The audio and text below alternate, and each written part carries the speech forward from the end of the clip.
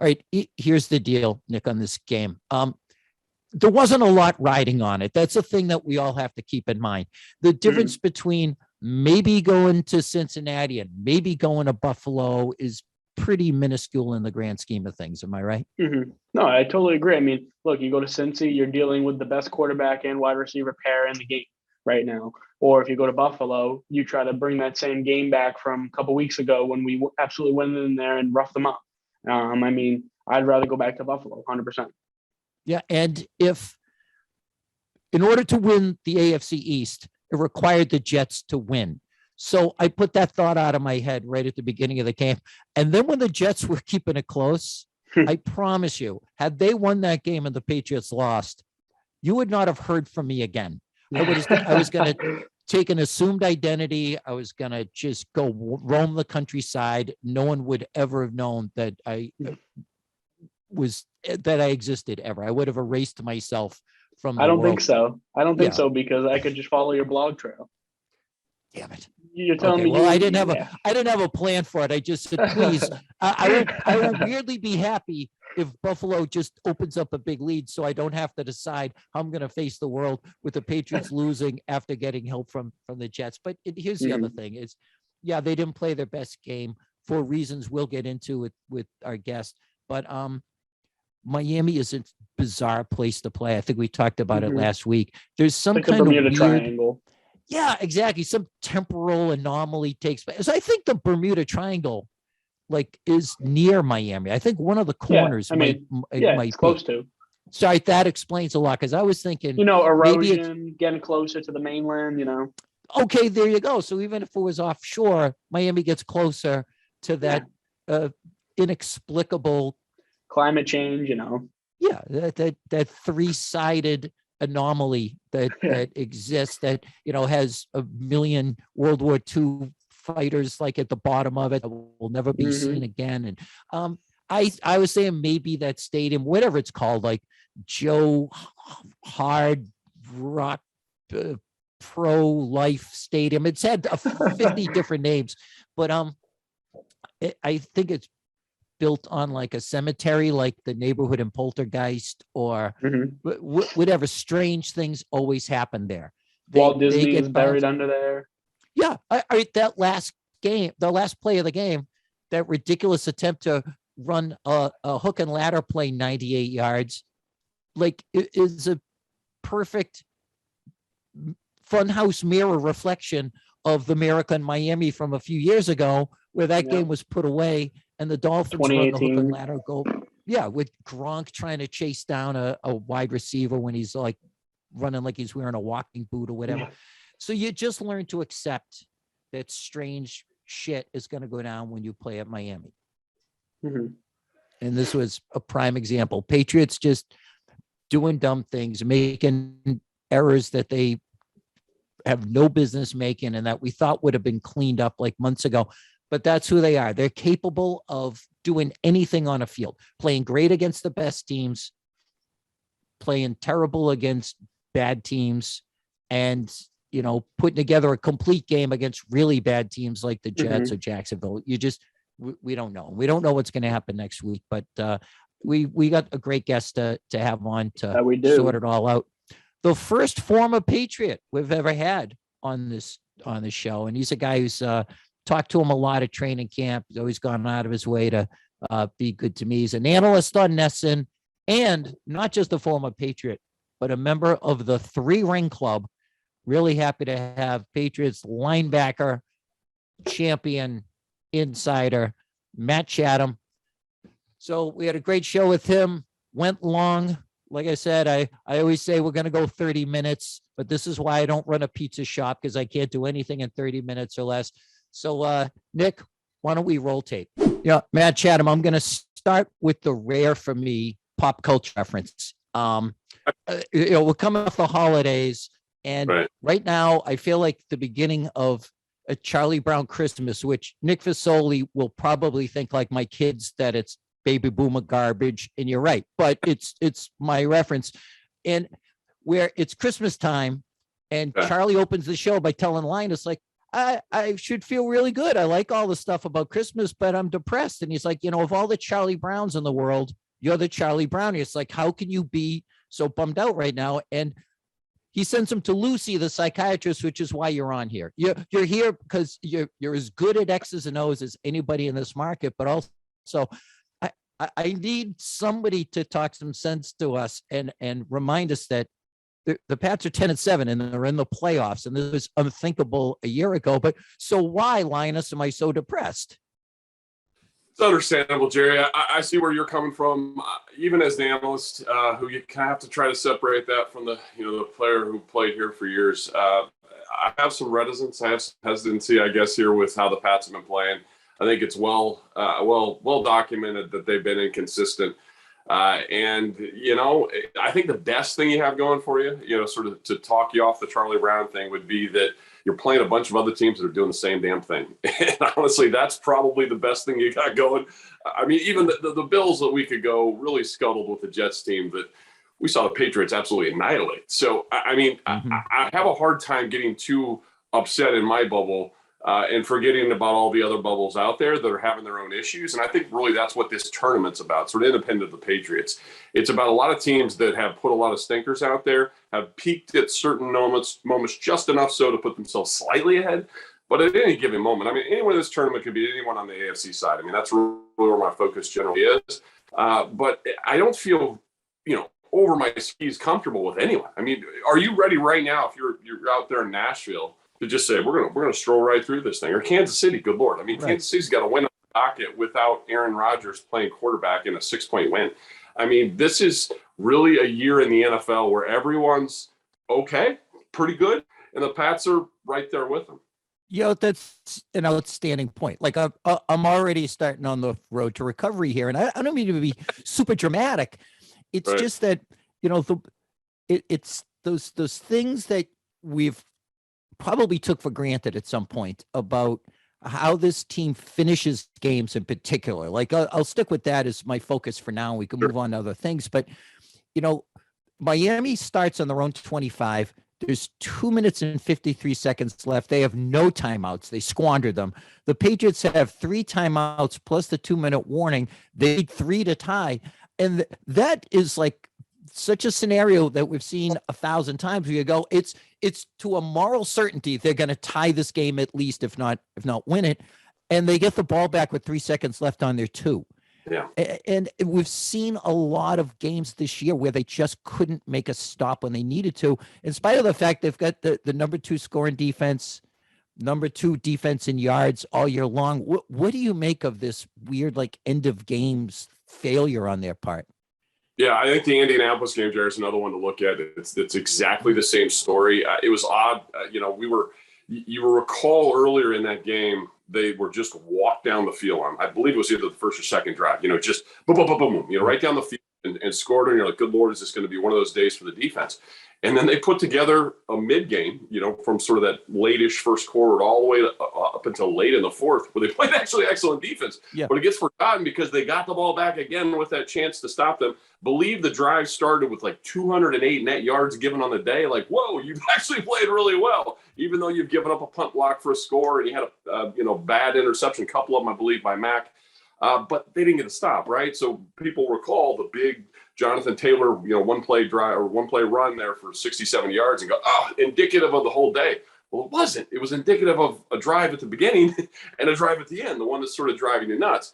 And pocketed sort of in the middle there, you have like an offsides and a field goal, a drive stop, no points that puts 3 back on, So that's really been the story for me with this team, that they've got a really high bar, but they got a really low floor too. These guys really tend to stub their toe more than we're used to seeing when we talk about Patriots teams. But again, it's also why I talk about, paying attention to the context. The team across from you is having those problems themselves. A lot of people have issues in their own backyard. So it'd be different, I think, if we were talking in a season where you've got, like some 14-2 Denver team or whoever it would be, Pittsburgh in another year, Kansas City in one of their better seasons where, the highest high on this side of the bracket, untouchable with as mistake-ridden as you are. It's just not who's in the tournament this year. So I would love to say in this particular game, so bring it back to the Bills.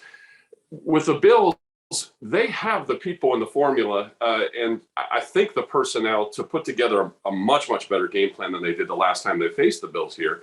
Pocket control, which is something we always talk about. Mm-hmm. It was a massive issue against Josh Allen. I mean, Josh's legs were the difference in that game, and his sort of plus throws that he had, where, we talk about, you don't want to get upfield past the quarterback as an edge guy, an interior guy, even if you're gaming, you don't want to get to his hip. You don't want to let him just sort of run down the front porch and go get free yards. And he did. There were too many of those instances where we talked about, okay, it's a non-rushing kind of thing. They're going to rush, but not up past. So sort of to collapse the pocket, but not sort of commit to a side, where Josh just stood too comfortably, not in a phone booth, but more sort of a den or something, And I think those are things where they need to sort of reconfigure or think a little bit more about approach and how they handle pocket control with Josh. You want, if he's flushed, to flush left, not right. So one of these things that we kind of, and that wasn't the case. A lot of those sort of ridiculous dime throws, basically one of the best games I've ever seen Josh Allen have, were flush if he left and to his right, falling back and away, right arm, right side of the pocket. I tend to think if you're going to overcommit, keep the front porch safe and flush him away. So he's got to throw across his body. There are ways to sort of put this together. You can't let him sit back there. He'll torch it. He's proven that. But if you are going to flush him, you don't want him going where it's easiest for him to throw.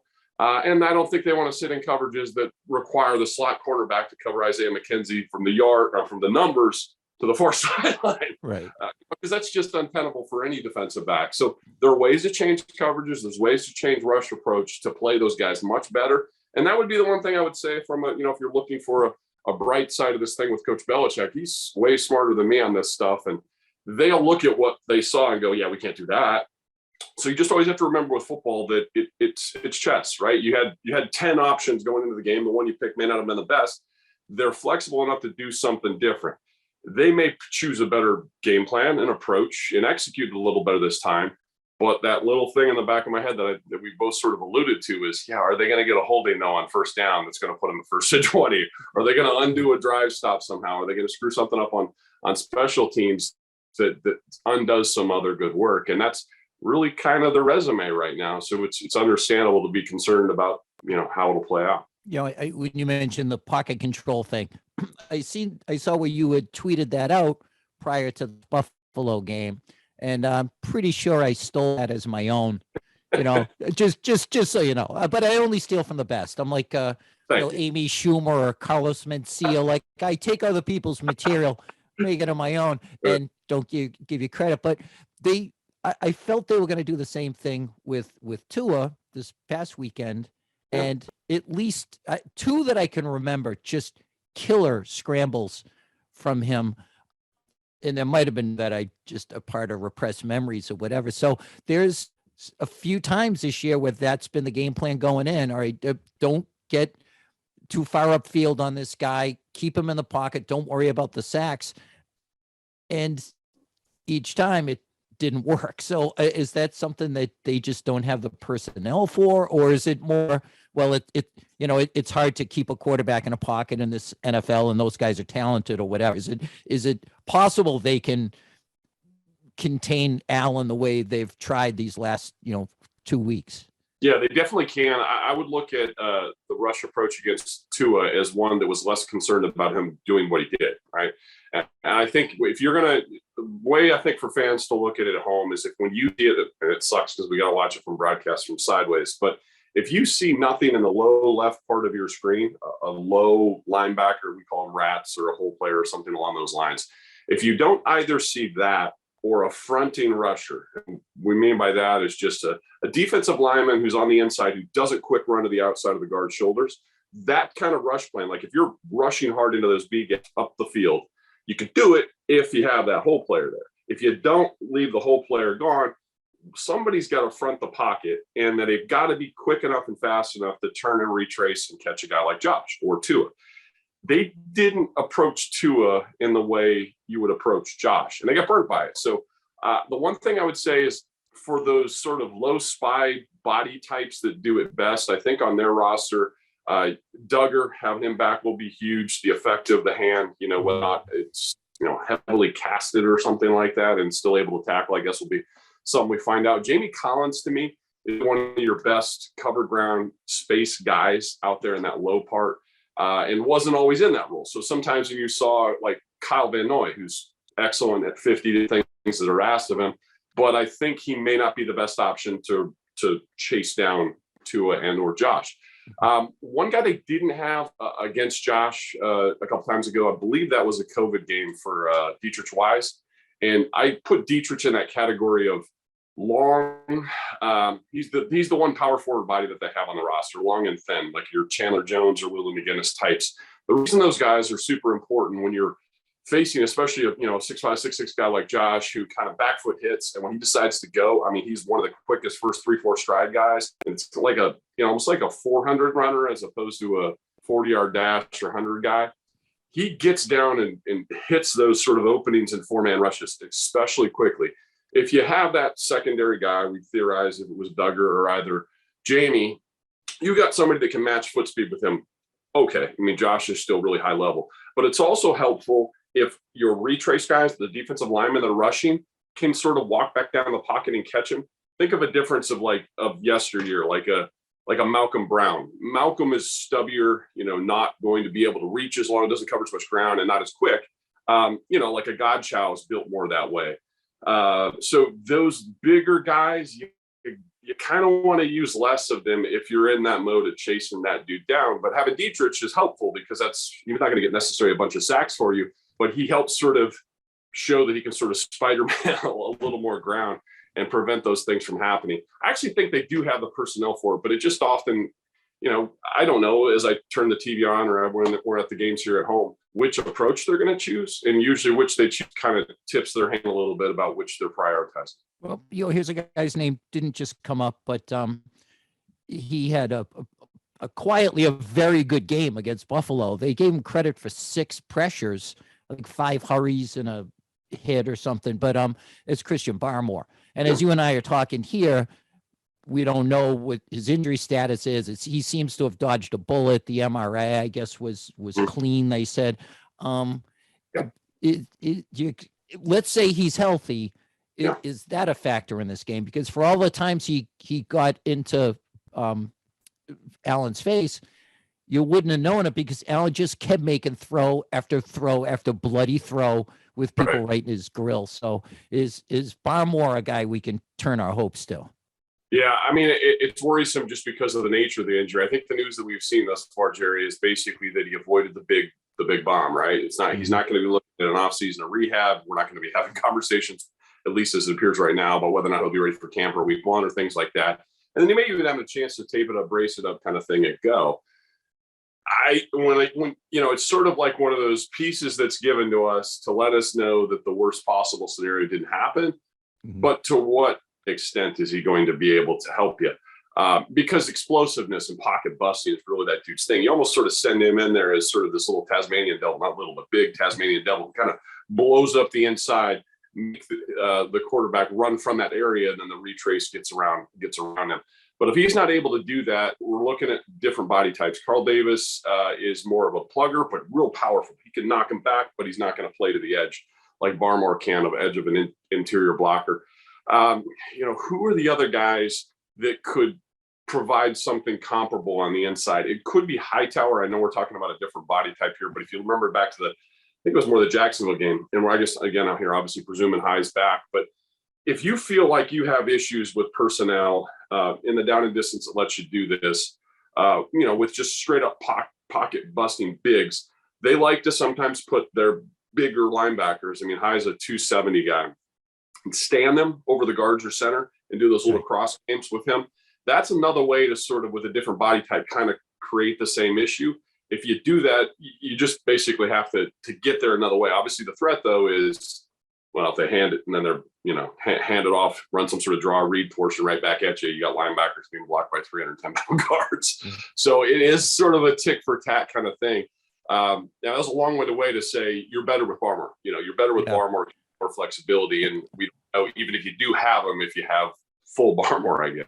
Yeah, and they don't have like a second Barmore roster. The way they can Yeah. You know, when Godshaw's getting spelled, they can bring in Davis or Lawrence Guy or whatever. I feel like what he does is so unique. Yeah. And I can't remember the last time they had an interior rush presence like this guy. And I love what you said about Hightower. My favorite mode for this defense is when they're loading him and Van Noy up on the dual A gap. Sometimes it's Bentley or whatever, and Bentley's not so much of a blitzer, but you know, I've found them just top other quarterbacks into knots, especially young guys. And you know, I still feel like Allen's a guy who will make mistakes. Notwithstanding, a couple of weeks ago, he threw 3 picks against a terrible team, and he played such a perfect game against us 2 weeks ago. That without Barmore there, I just feel like it's hard to just pull out your backup pass rushing defensive tackle, because there isn't one on the roster and there aren't that many in the league. So what is your take on Hightower? Because he's taken a lot of grief this year. A lot of people say he just shouldn't have come back and he's a shadow of himself or whatever. I think he's flashed at times, but yeah, I'm not arguing he's 2016 Hightower, but is he standing in his own professional grave the way I keep hearing? No. Yeah. I think what High has had is a season with 3 or 4, maybe 5. I'm not sitting in front of notes here, but plays that are the stinker kind of plays that the broadcast catches, that becomes part of talk radio, that are bad plays, and arguably so. I mean, obviously him being in position to make the tackle on Jonathan Taylor and sort of being the guy that didn't get that one done. He's then, I guess, rightfully credited with the most culpable party in that one going to the house. But what happens, and this is where I get a little I don't know, sort of hot about this, just from like a linebacker standpoint, where, you know, the guy plays 60 snaps, right? He plays 54 snaps in a day, 56, whatever the heck it is. This kid grades out, dude. He's a man. He's over 30 years old. But this guy grades out incredibly high week in, week out, even now. So you are seeing less of the impact plays. That's fair. But when he walks down into a guard, you know, obliterates, you know, softens his spine, drops him to the ground, and the run play goes for 1 or 2 yards, he did that, right? And you don't get a stat for it. He continues to do that at no less a rate than he's done in other seasons. I think the thing that often has bugged me about him is sort of, I guess the way he's sort of critiqued is, people will point out that he's not a great sideline to sideline guy. He has never been snap the ball, going to go from over center and make a play at the side. That's never, ever. Again, he's 270 pounds. You know, the guys who cover 53 1/3 at that weight, it doesn't take long to call the roll, let's just say. Exactly. So, I mean, you're pointing out something that was no less true in 2013, right? When he was just smoking, making Pro Bowls. He's never been that player, right? So if you ever find him isolated on a back in space, yeah, he's probably mismatched. If you ever find him isolated on a really great running quarterback in space, yeah, mismatched. Low crosser, yeah, mismatched. But what's rare about him is he's also a physical mismatch for guards and for fullbacks and for tight ends. He dominates them, continues to dominate them. He doesn't have a high pitch. I don't believe he has, interceptions or too many batted balls or forced fumbles or things like that this year. But he's still an awfully efficient guy in the running game, as good as there is out there. I mean, if you just simply wanted to watch tape on run snaps and how a guy handles his responsibility, he's still tremendous. So yeah, a lot of guys, I get this in my Twitter feed a lot, where people are pining for some sort of 6'1", 225-pound guy because they know he'll run down those toss plays. Okay, yeah, you're right. And direct run, when that big ass guard gets on him, he ain't gonna do it as good as High. So there are sessions and types that you use, and I think the beauty of this team is that it's not required for High to do everything. That when they got Jamie back, Jamie provides a little something different. Kyle provides something a little different. Bentley, again, a little bit different. They're used in a variety of ways. Do they sometimes get caught in spots and are good for him? Yeah, absolutely. But no, he's still a very good player. You're the first guy we've had on the show, and I think this is like the 19th of these that we've done, who's ever sat in a meeting that was run by Belichick. One, did he ever mention my name? Did he ever use some of the concepts that I gave? No. Okay. No, I always say that was a while before I was doing this, but what is your impression? And I know you're not in the meetings now, but just from, you know, you're out there on the Oort belt following this the way the rest of us are. What do you think his impression of this team is? Because it seems to me he likes them, but there's been so many uncharacteristic game costing mistakes that they've made. Like, is he enamored with this team? Is he frustrated with it? Where is his headspace at? You'll have to help me with this, Jerry. So I'm 11 years in as doing this analyst thing, and at Nesson, and I'm bad with, was it 2014 or 16 or whatever it was on recall here, but you'll remember the year where he and Tom are standing on the sideline in a late loss, and he goes, "They're just not tough enough," or something along the what year? That was 2009. And the reason it's so iconic is it was in the first ever A Football Life, and it was the two-parter about Belichick. And that was the most unlikable team in 20 years of very likable teams. They just, you know, you had Dallas Thomas was complaining, and you know, because the weather kept them from showing up or whatever. Yeah, and that was a team that just coming off of Brady's injury the year before. And they had lost a bunch of leaders, right? They had lost Bruschi and Rodney Harrison. And, you know, they had just drafted Gerard Mayo, who I don't feel quite ready to step up and be that leader role. So, you know, it was just kind of a rudderless ship that got their heads handed to them by Baltimore at home in the playoffs. So, yeah, that season was atrocious.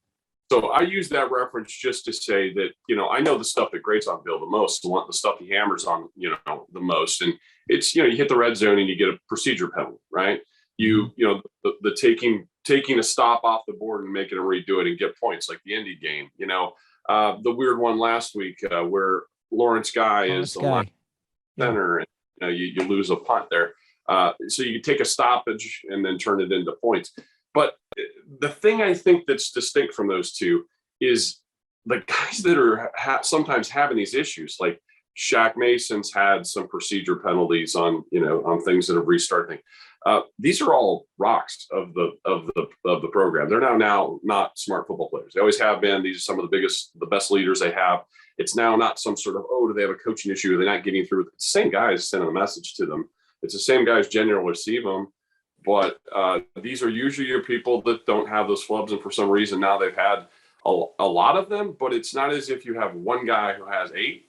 You've got a wide sort of Afghan here, I guess, of like 12 guys who usually don't do them have, and it's more the critical moment stuff. I mean, even you know, and Bill would always really hammer this point with us about, you know, the difference between winning and losing is really who's going to make the critical play in the critical moment. And, you know, again, unabashed sort of fan, I guess, of captain of the whatever fan club for Devin McCourty. And, you know, Dev has done, you know, countless things for this organization over the years. But, you know, he had the ball in his hands last week and dropped it, right, on a play that you've seen him make a billion times. And that's no knock on him. You know, players make misplays, but it's sort of just been a season where there's been a lot of missed opportunities from guys that usually just nail that, and for whatever reason haven't. And that's where it's tough for a guy like me to put a finger on why that is. I have no idea. But I also, in saying that, don't somehow lose faith that they could the next week, because that's kind of what this year's been like. Like, they'll get out of the park. We'll be writing and talking about how disciplined and the mettle they showed after this drive or that one and came through with it. But it's just been a whole lot of this, and why that is, you know, it's tough to tell from this chair.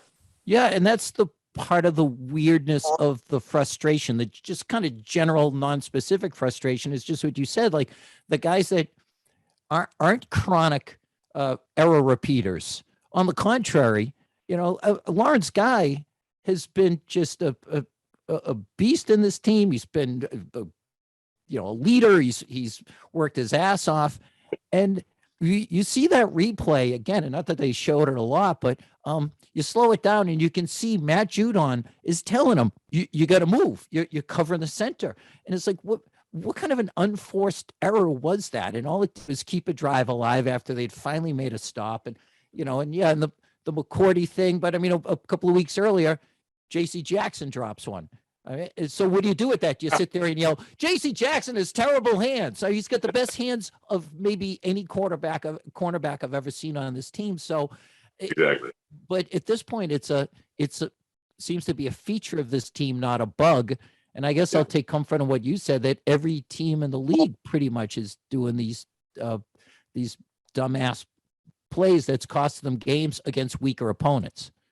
Well, I like the point that you made earlier about you sort of highlighted the notion that Josh Allen, again, sort of the bubble we live in, we're best recollection here is that guy just having sort of a gold jacket day where he was just tremendous, plus throws after plus, even when the pressure hit and you called something that should work and was right in his face and didn't. You're sitting here going, oh crap, goodness, we're playing that guy again. You're going to get that guy again. Well, there's other organizations that faced him in the coming weeks. He wasn't anything at all. So I guess the real question here, and that's why I don't think either side should be overly sort of confident in what they're going to get. Josh is a roller coaster himself. His best is tremendous. His best is just about as good as is out there, but his worst can hurt his team. And, if he ends up throwing multiple picks, if he makes a lot of mistakes, especially if there's no discernible run game, if they shore that portion up. And I did want to touch on that because I think the run game distinction here is a little different than what we saw a week ago. And it'll be super important in the game, Jared. Last week we saw RPOs, and that became sort of a popularized word that gets thrown out a lot. And usually in NFL, there aren't really RPOs. It's more of a read portion of something. They are showing the read action, but it's not really run or pass. It's just to suck people in. It's just play action. Okay. Can you dive into that distinction a little bit? Because this, yes. I love nerding out on this and all that. It's fun to talk broad strokes, but once in a while you just want to take the top off the engine and tell me what's going on inside there. Every once in a while, right? So RPOs literally mean run pass option, right? So the offensive line, the blocking backs, even the tight end, they're not quite certain what the quarterback's going to decide to do behind them. So you won't see them firing off downfield because they can't. Because what if it's a pass and then you're a legal man downfield? With Tua, you've got more of the actual legit from college RPO stuff, and he was legitimately making a decision of which they're going to do. The Bills don't run much of that. The Bills will put Josh in gun or pistol a little bit shorter, and there will be a play action element to the back, but the coordination in front of them is very definitively a run player or a pass play. So you'll see zone read. There's just the zone play, and there's a read looking element, but it isn't. Josh is going to decide whether or not this is a pass or run play. It's not that. Those are just meant to be play action looks to suck linebacker in because he's going to pull it out and they actually pass. So it's really whether or not the coordinator told him what to do or not is really the distinction between a zone action and RPO. Okay. All right. See, even I understood that. So thank you very much for that, which brings me to a personal record that I've just set, which is this is the longest I've gone in the year since really probably 2020 without mentioning Mac Jones in a conversation. There you go. It's at the point now where, I'm just, if there's pasta on the menu and someone says Mac, I'm talking about Mac Jones. So, we've gotten pretty much Kellogg's variety pack from him over really the last month. It's fair to say, right? I mean, still moments of brilliance. And then, a reminder once in a while that he is a rookie. And I mean, I really thought this Miami game, he made his best deep throws in general that he's made in his career to this point. I mean, play after play after play. And then I think it was a hitch route, that pick six that just was, that's what you expect out of a rookie. So is he hitting a rookie wall? Which is I admit that's an absurd question given what he just did to Jacksonville the week before. But overall, what's your assessment of him? I should have just made you my question instead of rambling like a drunken idiot. I think I have a very high opinion of him. I think that in a comparative sort of analysis with him and the other rookies that were more highly touted, he's been better, consistently better. Even some of the more high-end throws. And I think he gets knocked for people don't see him as a Roger Clemens type arm, but he's thrown some nice ropes, tempo stuff more often. You reference the stuff in Miami, the boundary ball is like a quick tempo fade. It's not like a 7-step drop and throw it 55 yards. It's more back foot hits at 3 and it's out and he hits like 20, 25. That ball, gorgeous, like, in the bucket, perfectly placed there. And it's really a ball that we've seen him. He crushed in camp with those preseason games. He's had a few of them. I think we saw more of those in September, maybe first half of October. I'm going to say a name that I'm not trying to kick off a big debate and conversation about, but that's the ball you throw to N'Keal Harry, because he always wins that 50-50 ball, but N'Keal never has thrown that ball. But that's really the best thing Mac does. Like, when his most beautiful throws aren't necessarily, like I said, deep drop back and he's throwing a dig at 35 or something. That's not him. He's not a rip it guy. He's more of a tempo guy. And his sort of his tempo touch passes are as good as it out there. We've seen, you take his 6 to 10 best throws of the year, you could compare them with anyone. But the mistakes now, the other side of this, last week is the third play from scrimmage, right? So the thing that jumped to my head was, especially when you have young guys, but quarterbacks as a whole, we have our little, study packet for the upcoming week, and you watch film on the other guy and you try to get tendencies and see what they're going to do, and see if they're a guy that really keeps the shoulder closed and eyes staring at exactly who they're going to throw it to, and have a hard time coming off that, so you can get a little early jump and break if you're in a zone. That was that. I mean, the cornerback to his right just let the vertical go, didn't sag with it, which he could have done if Mac had been lying a little better, and literally just route past him up, back foot hits, and he's driving that little hitch. In other words, he knew it was going there. He'd studied, he saw something. There was, there's no way Mac was coming off of that. So the defensive back got too good of a jump on him. So he ripped it off. And the thing that sucks about that, and that's been sort of a frustration of mine, sort of as analyzing this team throughout the year. I mean, it was, I believe, like a 3-yard run on first, 5-yard run on second, pick 6 on third and 2. So that's the kind of stuff where, he's had his rookie moments in situations where it was just not a bad play, but a sort of cataclysmic play, like pick 6 in the other way. We just got here, that kind of thing. I would point to the Indy game.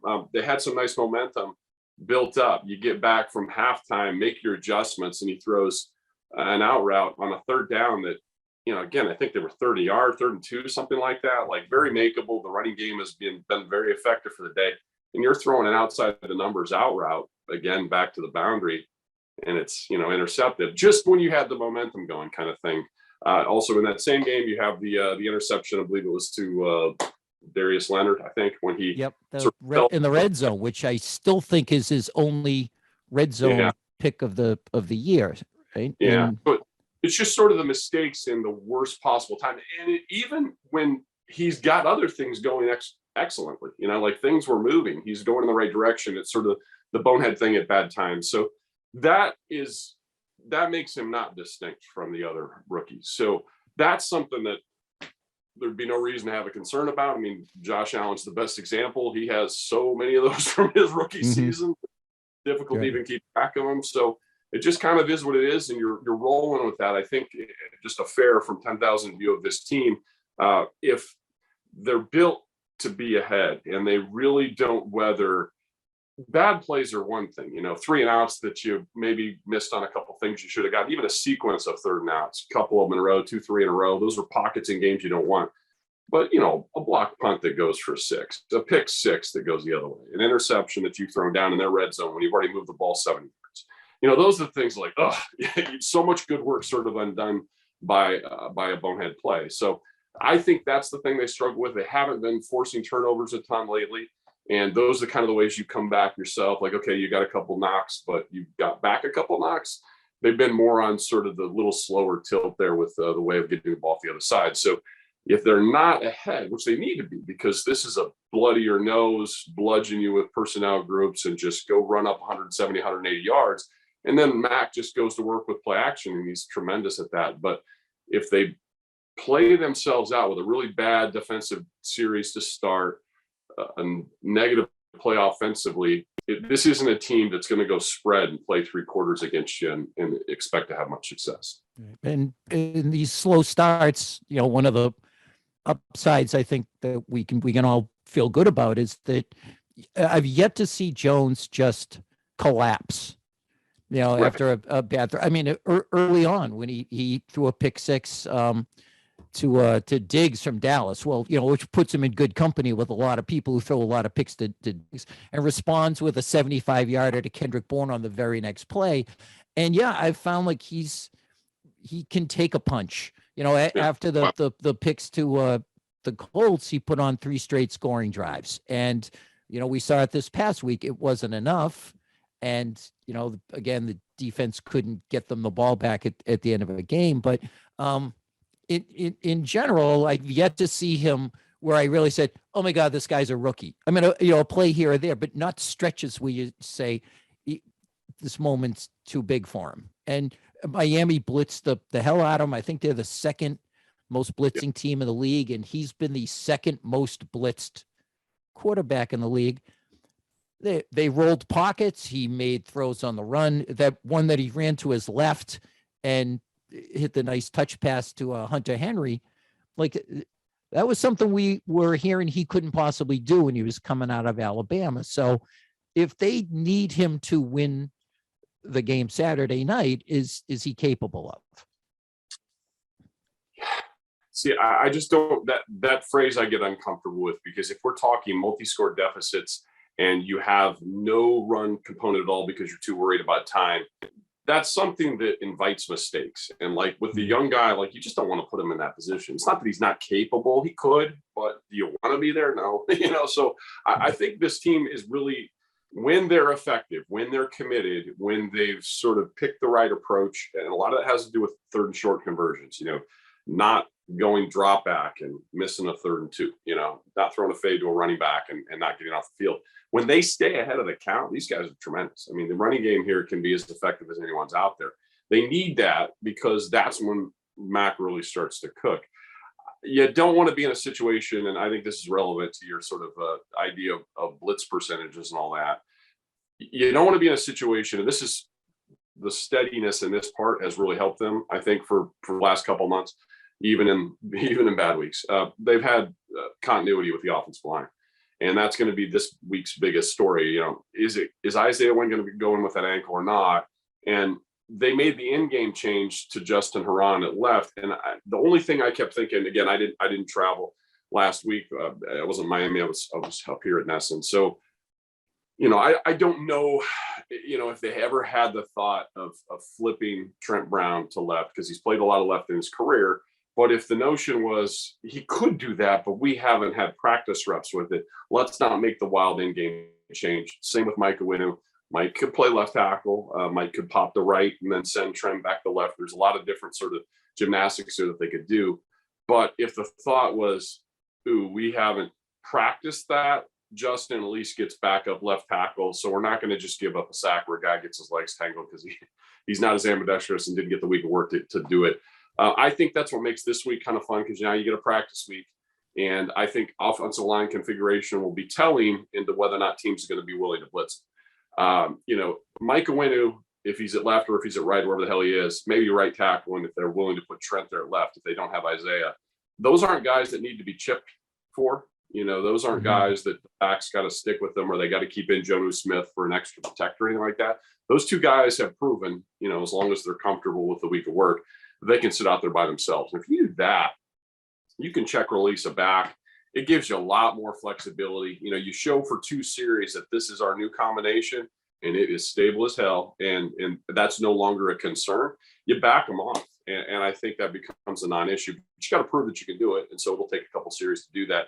I think the other thing is, one thing Matt can help himself with, and I sort of joke about this on Twitter, seems virtually weekly the last couple of months, he needs to take off, in my view. I don't know if I'm making this sort of media suggestion that's different than what he's being told by Josh or Bill. And if that's the case, then of course they're not going to listen to me. But I think he has the ability, you kind of referenced it, they can run dash, they can run boot if they need to. They can get him on the move and he can make some plays. But I think there have been multiple opportunities. I know there have been on tape many, many opportunities over the last month or so where he does break the pocket because there's a little bit of flush. And he does that thing where he keeps moving, keeps his eyes downfield, but kind of stays in that sort of I'm going to throw it cocked position. It doesn't threaten the low defenders. And they sag back because they just don't think he's going to run. I'm not talking about this guy needing to go have 10 carries and 45 or 50 yards. But I do think 3 to 4 times a game, he needs to take the 5 that the defense gives him. because I think it'll help change the coverage. He can get a conversion or two on third and shorts. And the coverage portion, I think, is really the most important part. And you watch how Mac is defended versus how Tua is, or how Josh Allen is, or just go down the list of other quarterback we've seen. When Mac starts to move around, there isn't a front to the pocket. There's not a low rat player. The rat player, instead of saying at 5 and sort of looking, is he going to go? He's sagging back with stick step, sometimes 4 and 5 yards beyond stick step. And that's just sort of a dude, you're not going to run kind of look that Brady often got. But Mac moves a little better than him for just, this one thing. So I think when he gets 4-man rush, if he sees a gap, take 5. If he gets outside the pocket, rather than throwing an incompletion 18 yards down at the field at someone's feet, which is a smart throw if you're going to throw it. You don't want to throw something that might get picked. Take the 4 yards. Just take it. Get ahead of the sticks, because of that reintroduces your running game, which is so good. If you don't, you start seeing more of these 2nd and 10s and 3rd and 10s, and they're not built for that. All right, which begs the question then: what's with the 4th and inches phobia on this team? Like, they've got this shy bladder when it comes to picking up 6 inches, and then all right. So that was obviously I'm talking about with about a minute left in the half, and then on the subsequent drive after the half, they didn't hesitate to have him go for it. And Jones has shown he can pick it up. A strength of your team is your interior offensive line. 31 teams are going for it now in these midfield situations, and one stands alone to everyone's frustration. What make some sense of that, please, if you can. When I beat this drum, when I start to go down this road, I know it invites that sort of dark little corner of Patriots Nation that hates Josh McDaniels, and I'm not that guy. I think he has done as good a job as a coordinator this year as anyone out there because of what he dealt with. A brand new quarterback, he kept at a high level, relative high efficiency, kept this guy in comfortable situations, created situations for him to make plays. Dealt with a lot of adversity, losing backs, and getting Brandon Bolden in there, getting him involved, and having him have a ton of positive plays in weeks where they really needed it. He's juggled a lot and done an excellent job. But Josh's 3rd and 1 and 4th and 1 approaches have driven me nuts. Like I think a lot of fans out there, and I consider Josh a friend, and he's a stud. He's one of the best that's out there. But yeah, when I'll be either at the stadium up in the booth, up in the media area, or even at home when they're traveling, oh, great. They got that 2nd and 8 yard run down to 3rd one.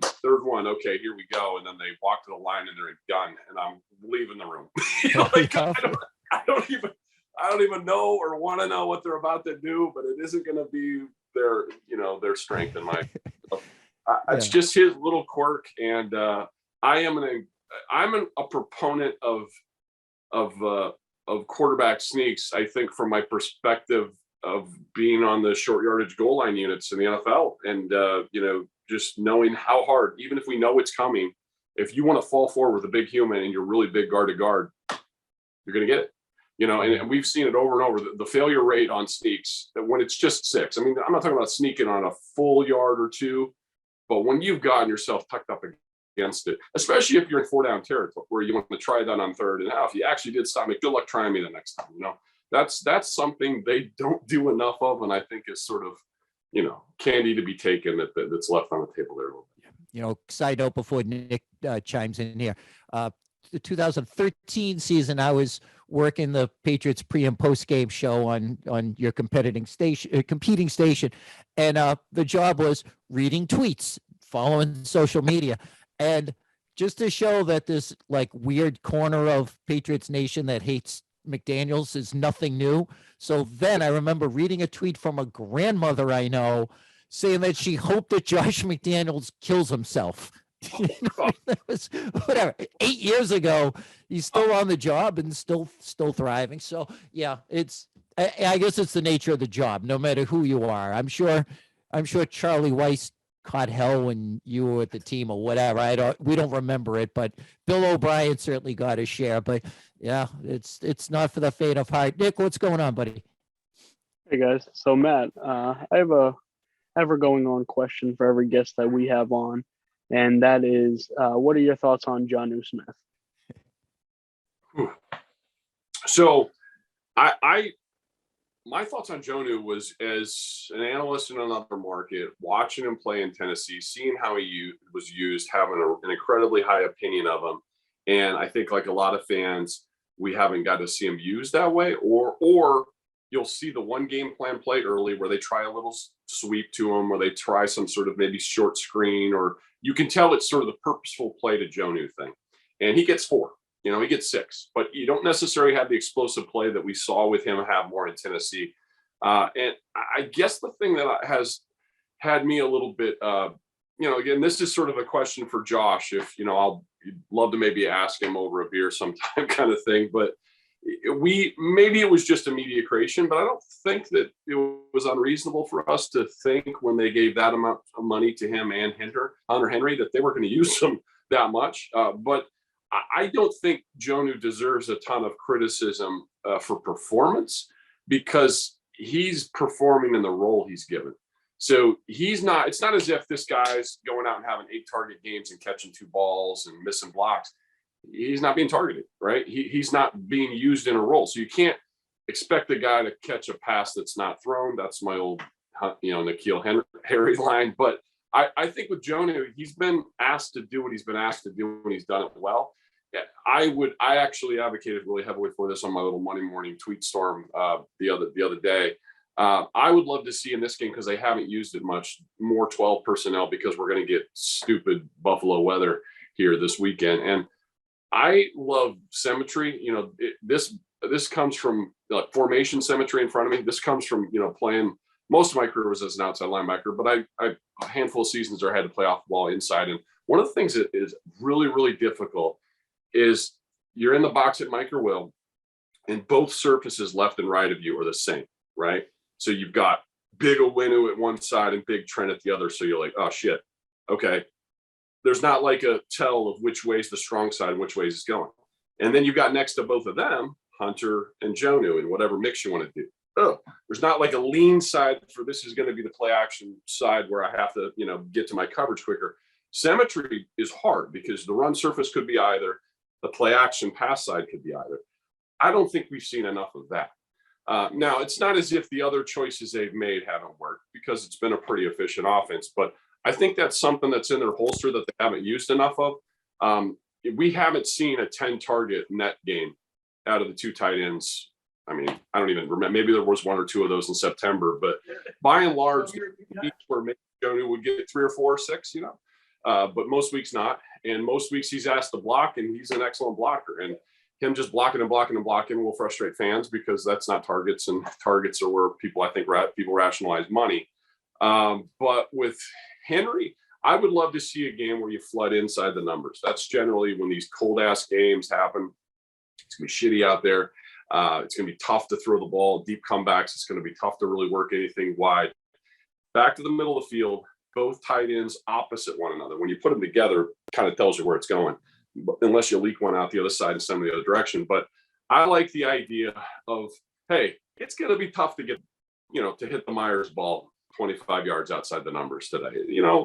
Nelson Aguilar, good player, love his explosiveness. He's had some dropsies over the course of his career. Is a guy that is a great player if you get the ball in his hands, but not the most sure-handed guy, the guy you're throwing to it with a 0. Maybe not. Maybe it's not a big day for him, right? I tend to think that you're sort of risk averse. You run the heck out of the ball, get the ball more to Jonu, pulling it out of the gut and hitting him over the ball a little bit more. And Henry as well. But I would love to see them just, crossing routes, picking each other, trying to make use of that tight end stuff, in part because Matt Milano and Tremaine, is it Edwards, whatever, the other, they're really good 2 linebackers inside. You make life so much easier for them if you don't really make it an and/or situation. Is it run or pass? So if you're the guy to Jonu's side and you're like, dude, they never throw to that guy. They never throw that guy. It makes you can be a really aggressive into the line run guy. But if you're like, holy cow, half of football, they targeted Jonu 4 times. I got it. I can't rush up into the line. I have to sort of play this honest. I think keeping people honest with both those guys, especially since they haven't shown it much, and I think the world kind of expected that they might, that could be that sort of little hidden trick that they have in a game that heavily utilizes both those guys. I'd all for it. I'm sure fans would be as well. And that's pretty much the description of the game plan the last time they were in Buffalo. So, right. Could I put you on record as saying that you're calling for more of the same?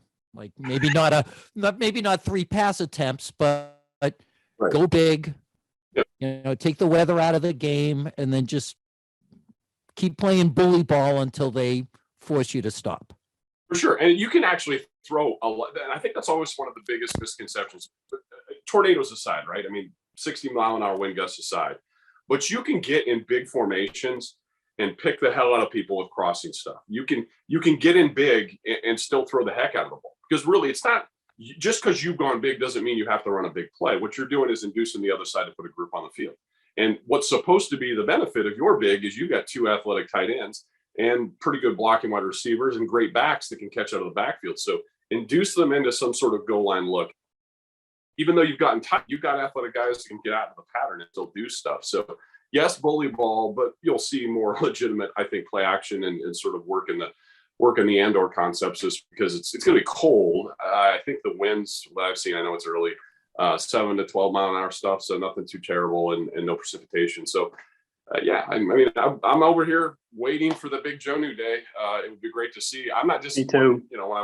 When I watch tape of him, it's not as if, oh, he's failing. He's not as good as I thought. No, he's just not being used. Yeah, I Nick, totally before we agree. get Matt back to his life, what else you got for us, bud? I have one last one. So obviously news broke yesterday of Brian Flores being fired from the Dolphins. And today news broke that the Broncos are interested in Gerard Mayo. Do you guys see anything occurring there? Or do you think Flores is going to another HC job?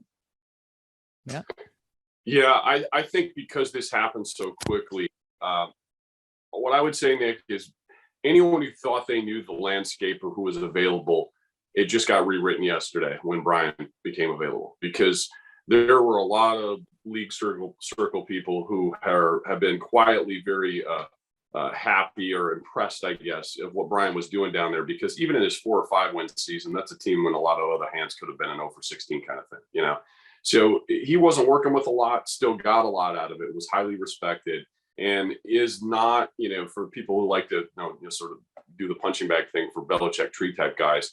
I think he was separate and distinct from that, in that he had come in and has really already sort of put his stamp down that he's done some really good first few year kind of things. So I think people are just excited to get to work with him. And I think he'll now have an opportunity, presumably, to pick and choose his spot. So it may be up to Brian to, how, if he's interviewing for this Bears thing, how strongly does he feel about Justin Fields, or does he feel like that could be problematic as well from what he saw from a year of tape, and that might dissuade you, because I think this is actually an old, if you look at Romeo Cornell, who I absolutely adore, it's one of my old coaches. If you look at the Mangini stuff, if you look at, even Josh McDaniel's situation, the failures aren't because they weren't as good as Bill and all that kind of thing. I mean, although being as good as Bill would be helpful for any coach. In each of the situations where failure happened, none of the places had a franchise quarterback. It's just those things go hand in hand. And when you don't have both, it's not that the coach sucked. It's that an organization didn't have that piece in place. There aren't any places out there in the NFL where coaches are losing jobs with great franchise quarterbacks, other than McCarthy, I guess, with the Packers thing. So it just usually doesn't happen. So Rack in Cleveland, I mean, what was he working with there?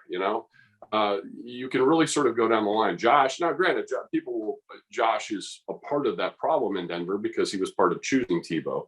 But if we're looking at B-Flow and what his, future success here is going to be tied to, he's got to be going to a spot that's either got high equity to go choose the guy they want, or that's already got a guy in place that he feels super comfortable with. So, I tend to think that Gerard's been around this stuff enough to know that you're going to want that same situation. Pro Football Talk had a great point too about the Flores getting let go. That's a Dolphins problem, not a Flores problem. That they've got an absentee owner, and so these organizations that have that situation, they end up like it's like a house in Game of Thrones. Like Littlefinger is the GM, and he, talk bad about some underling to make himself look good and hide his own, shortcomings, his bad decisions, and all the king knows is what he's being told by his sidekick, and so Flores has no access to the owner. He can't say, look, Tua just can't play. He's not the future of this franchise. You just hear, well, he can't coach him. So that's, one. Two, I want him in Foxborough now, signing just a per diem. Just hire him like Bob from Account Temps. Right. This is the guy who beat the Patriots 4 times in 6 meetings, including the last 3. So not only does he know the system inside and out, he certainly knows how to exploit what he perceives as the Patriots' weaknesses. So that's some great self-scouting. And it's not like the current defensive coordinator has to worry about his job. And when half your DNA comes from the head coach, you're good. So it's not like he'll be threatened. So just like they did with bringing McDaniels back when Bill O'Brien was leaving for Penn State in 2011, bring this guy in for a playoff run. And then if he doesn't get hired, give him his position on the staff for next year until he does get hired. Oh, I love nothing more than to bring Flores back. Do you recall when the McDaniels thing happened, were they in a bye week when that went down? Did they have a bye and get an opportunity to sort of integrate them, or were they right into? Yes, because that was in that time frame where they had the bye like every single year. It was just like a given. And yeah, because 2011, that's the year they went to the Super Bowl that shall not be named, part 2. Right. And so McDaniels was let go by St. Louis, where he was the OC, and they already knew that they need a replacement for O'Brien, and the league went nuts. Like there was just a hue and cry across the land. Like, how dare they do this? That shouldn't be allowed. Like, right. Well, okay, well, the guy's unemployed. If he goes, and takes a job at Panera Bread, so hey, you can't be working at Panera Bread. You can work wherever the damn place he wants to. And so it worked out well for 2 playoff games anyway. And I'd love to see it happen with Flores, and he'll be welcome back with open arms, right? I mean, well, and that was kind of where my question was going, because I think the complicating factor here is a Saturday game, right? So he gets hired on a Monday and you're playing Saturday. So my best thought was like, if he goes on a little interview tour here and can even, like you say, sort of fly into the building and just sit down with Bill for an evening, and be a consultant. I think putting him back in a meeting room was a little excessive in 5 days' time, but more just saying, hey, here's what we were seeing you do on tape. Here's where we targeted you, and here's why we did it. Here's the concepts we think you struggle with. Not that Bill won't be able to discern most of that himself, but the view of someone else back at you that's had success against you might help you toggle a thing or two when you're up a game plan. But that's different than, remember how good of a coordinator to be Flo is, get him in, throw him in front of the team meeting room. I mean, that could send chaos through a building, especially for the 20 guys on the team that never, 30 or maybe more than that on the defense, that never had played for Brian Flores. So it might be more Matt Patricia-esque, where you're sort of a consultant here. Here's another voice in Bill's ear, but is he arriving in the team meeting room for defense? Maybe not. Is he sitting in on the lineman room? Maybe not that either. So there's probably some use there, but it would be much easier if they had a bye. You'd build right back up to that in 2 weeks' time. Yeah, it might be too awkward too when Kyle Van Noy raises his hand. Yeah, you, the guy that I cut after 1 year. But Nick, you got something else to say, and then should we just get Matt's take on the Buffalo game? But go ahead. Last thing I got, and this is obviously after last night, college football championship. Bill O'Brien, I think he's going to the Raiders. I don't know if you guys have any to talk about that. I know it's the Patriots podcast, but you got to stay relevant. You know what? If I'm the Raiders, I'd hire him in a second. He's clearly a guy with a history of taking over troubled franchises. If I'm Mike Mayock, I'm not going to let him make the trades. Or any email. In Houston. That was the very first thing I thought about, because most of Bill's sort of wrangling with his Houston situation was on control, and Mayock was hired by Gruden, correct? I hope I have that right. It wasn't that Gruden was there and hired Mayock. Mm-hmm. So I think it's important, because Mayock was sort of a left field hire, this awesome analyst for NFL Network for all these years, and that's how everyone knew him. He got this gig because he would be very good at it, has been. but it was sort of a little like, here, I'll give you your first opportunity kind of situation. With that guy who's now got the guy that got him in gone for other reasons. I don't know, would some sort of personnel battle or strength or battle or whatever happen between him and a personality like Billy, that might not be a great fit, but I don't know. Yeah. All right. Real quick, where do you keep your Super Bowl rings? Because if it's me, they'd be like in a display case where I could look at them all the time, but at the end of a hallway filled with lasers, that with a heat sensitive floor that nobody can step on and stuff. But I'm not that I'm going to break in your house, but where do you keep them? And you look at them all the time? Yeah, there's like the Indiana Jones thing, like a pressure plate, or I've got a Mission Impossible sort of dive under lasers and shit to find the safe.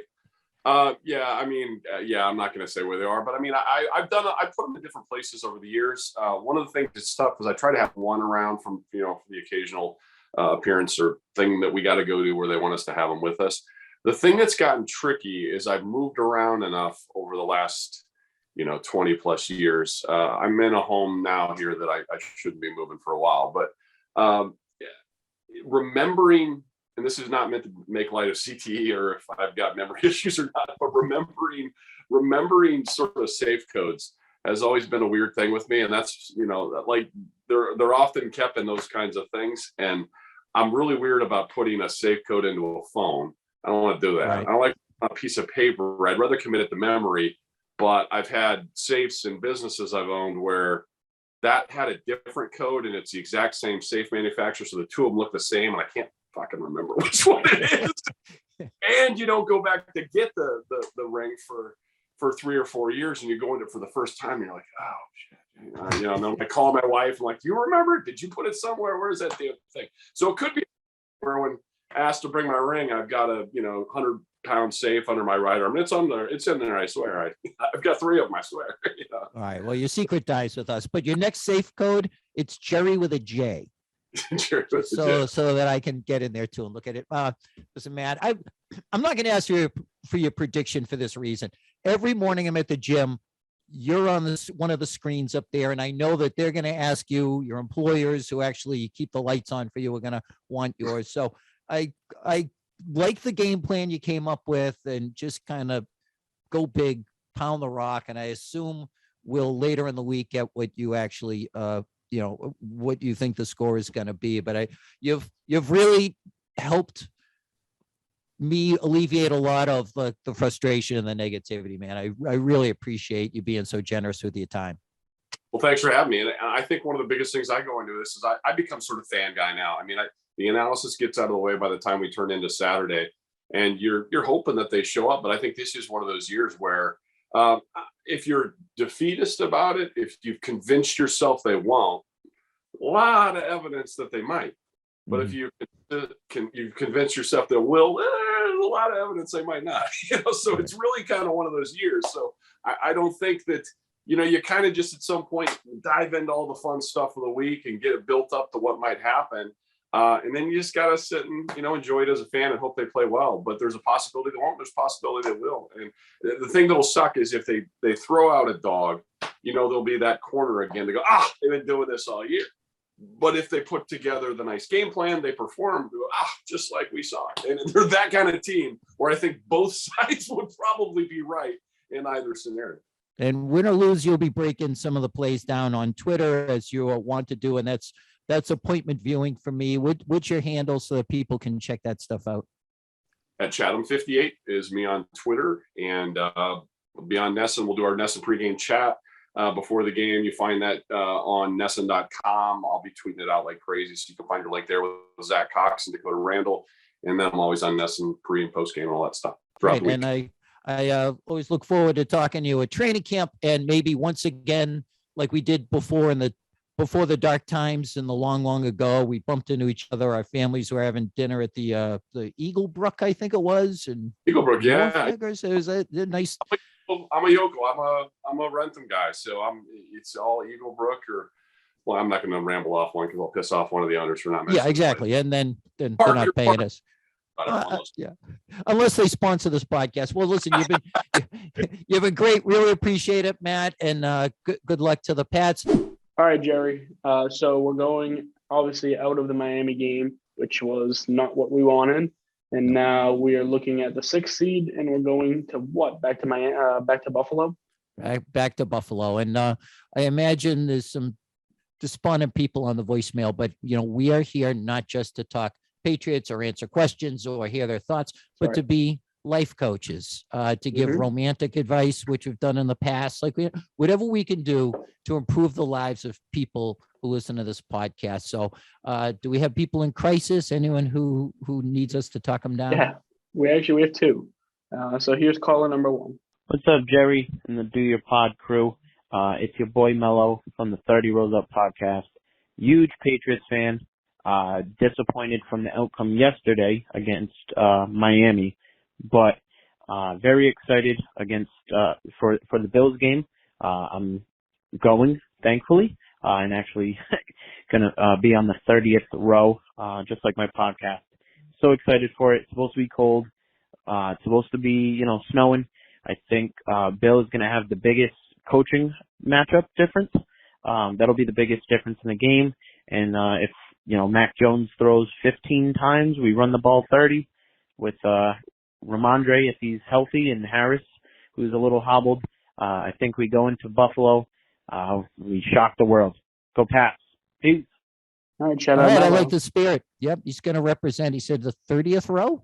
Oh, okay, so he'll be in the belly of the beast. And Bill's Mafia has a generation of this game built up in them. I mean, they've been on the pointy end of the Patriots spear since most of them were in like diapers. And so, they've got the Pats at home in a playoff game. This is absolute dream scenario for them. One thing I would add to what he said, I agree totally about Ramondre Stevenson and Damian Harris. Don't sleep on Brandon Bolden. Who cracked off some ridiculous runs last week, because when he's out there, it's a signal for, all right, get the nickel package out there, get the dime package, be sure and defend him out into the flat. And damn, he ran some one was a crack toss, I think. The other touchdown was designed to go right up the middle, and he slipped a tackle, and I will think of who the middle linebacker. Oh, it was Landon Roberts coming up. Yes. And he just evaded him.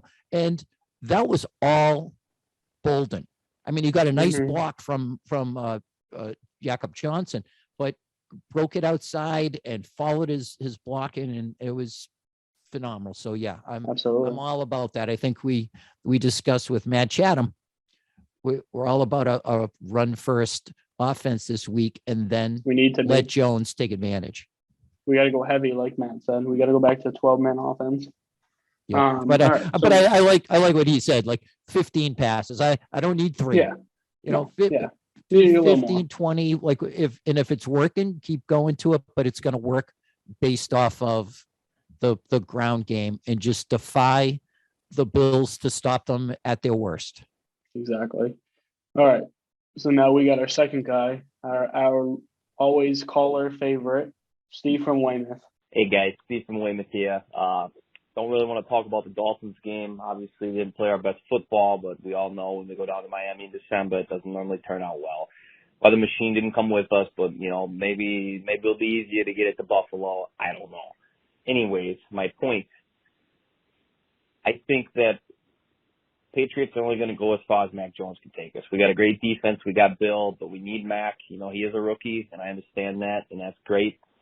We need him to, cut down on the turnovers and maybe just just make the right plays, That's my thing. I don't know. I'm looking forward to the playoffs. I think we got a good shot against the Bills. We'll see. Bring the weather machine with us. Steve from Weymouth. Love the show. Let's go Pats. Yep. I like what he said. It's really comes down to like win or lose, and 100% we're all about winning, and we stopped caring about moral victories a long time ago. If they go and get beat playing clean, not making stupid mistakes, not doing the stuff we talked about, a baller like Lawrence Guy lining up wrong, and, a veteran. And, Matt Judon taking a stupid penalty like seconds after the ball was out of the quarterback's hands. Yep. Yeah, just if you get beat playing your best, so be it. You Mhm. take that, Hand you up. say you build from it. But yeah, I like what he's talking about. Yeah, I do too. And like what you're going off at, we just got to get back to Patriots football. Look at how we Mhm. beat them the first time going into Buffalo. We literally dominated them in their own house, in their own weather they're used to. And now we got to go back to that house and hopefully do it again. Yep. Just play them even on the field, fine, but let the opponent make a stupid mistake and you make no stupid mistakes. That's been the Patriots formula for winning for forever. And if we can get back to that, the way we did it when the world made sense, then okay. Then I'll start to feel like maybe the last, the 2 years of dystopia and a hellish nightmare that we lived through will be behind us finally. Just let the Patriots play clean in the playoffs, get a W, go to the division round, and from there we're playing with the house's money. Well, okay, appreciate the calls from both of them. Always to Steve, my boy from Weymouth, a P1 listener, as we say in That's the right. terrestrial radio.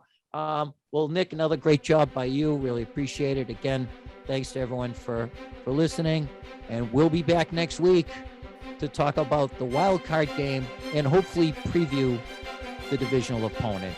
I'm Right. Jerry Thornton. He's Nick Fasoli. Say goodbye, Nick. See you guys. We'll Hopefully talk to see you next week. Slancha.